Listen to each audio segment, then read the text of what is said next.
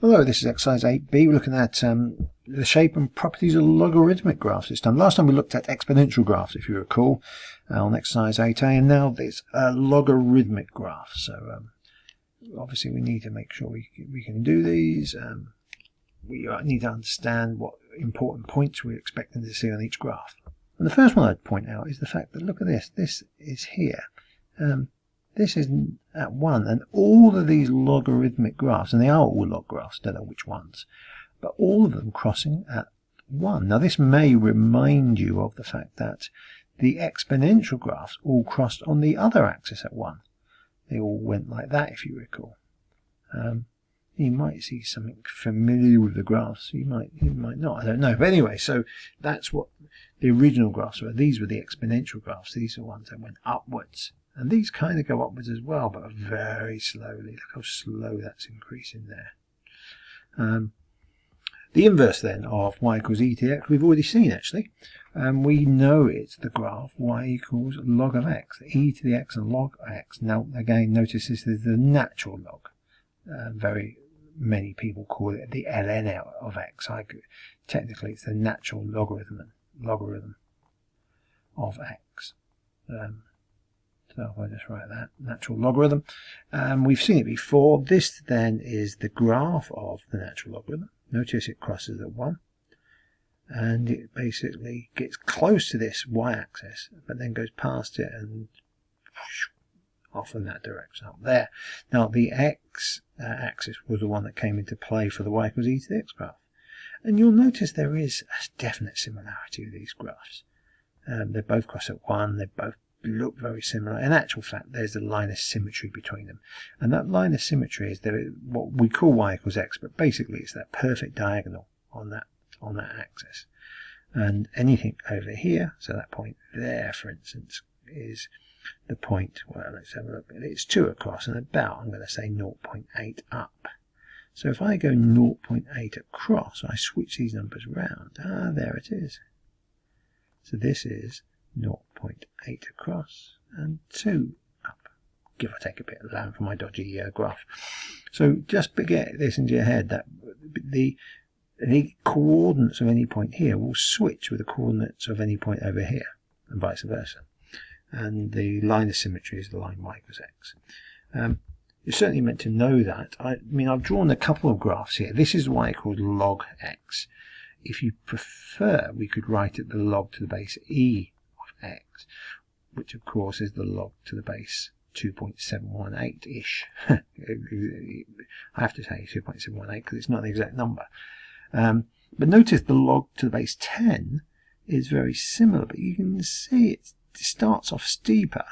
Still, neither of these touch the y-axis. They just get very close. They both cross at 1 on the x-axis, but then the log to the base 10 graph goes up very slowly. And so I suppose that tells us the bigger the number, this one's 2.718, goes up okay-ish. This one's definitely slower going up once it gets past 1. So you can imagine if I wrote y equals log to the base 2 of x, which is a smaller number, you could imagine it going something like this. I don't know exactly where, but you get the idea. There are only 2 standard graphs that you need to know then, and basically this log 10 graph and this log graph. But the others, you're meant to know roughly what they're meant to look like based on that. You're not meant to know exactly what they look like, but you're meant to know they all will have that same broad shape. And of course we're meant to know what transformations that might become of them. So I might, for instance, draw the graph of y equals log x, and then, I don't know, take away 5, and I'm meant to know that that has moved down by 5. It's translation actually. And I suggested a couple of others, or one other one here, but so you're meant to know them, and I've just lost my pen, so put that back. You're meant to know them, and here it is again. So this says sketch the graphs of y equals log of x plus 4 and y equals log of 4x. Well, first of all, I suppose just a brief reminder, log of x looks like this. That's what I'm meant to know. It meant to cross at 1, and it's meant to, this line here, it gets closer and closer and closer to it. We call it actually an asymptote, because it never actually quite touches. I should write asymptote just so you see the word, how it's spelt, asymptote. And the asymptote here would be the line x equals 0, or we often call that the y-axis. So bear that in mind then, that's the graph. Now, what does a line of x plus 4 do? Now, we should know our transformations, as I say, from chapter 5. We should know this is a translation. Because it's in bracket, it doesn't go 4 to the right, as you kind of expect, it goes 4 to the left. So if I just draw that graph here, what does it look like? This is the graph of y equals log x plus 4. It should cross at 1. I think it goes 4 left, so I think that's actually minus 3. And the other important idea is this asymptote. It's meant to have an asymptote on the 0 line, the y-axis. So therefore, instead, I get an asymptote there on the minus 4 line. So I think it does this. And that's the graph of y equals the log of x plus 4.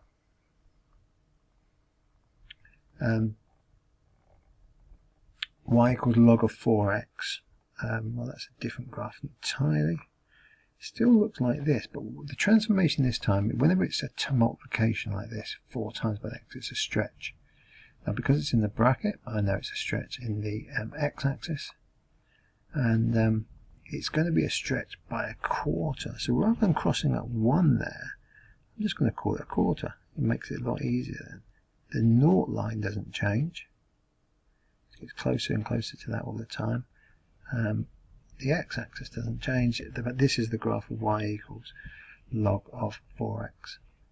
And that's what we need to know. So what does it then say? Describe the transformation of y equals log x to log of x plus 2. Well, I suppose this is very similar to the one we've just done here. This is the posh way of writing this is a translation by the vector.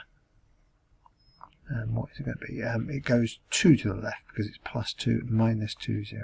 There you go. That's what you need to be able to write. And describe 2 possible transformations of log of x to log of 4x. Oh, it's to this one.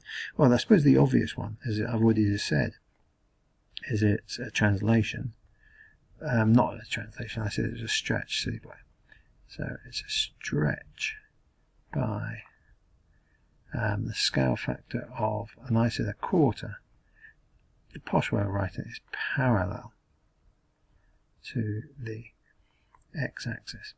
So that's the easy one to do, because basically it's been squashed in that direction. It's a quarter as wide. But one alternative way of thinking about it is it's been squashed down. If you don't believe that, I can rewrite log of 4x, and this is the good thing about the log rules. That I know is the same as log of 4 plus log of x. In fact, what's that do? That actually, it's not, I thought it was going to be a stretch. It actually isn't a stretch, is it? It's actually a translation. This is a translation. And you can see it's been moved up by, well, 0 across, because it's an upward one. That's a translation up by log 4 up. Which is, again, I wasn't expecting that. I was expecting it to be a stretch. So let's see what it says. The graphs look right. Translation, yes, I think all of that is right.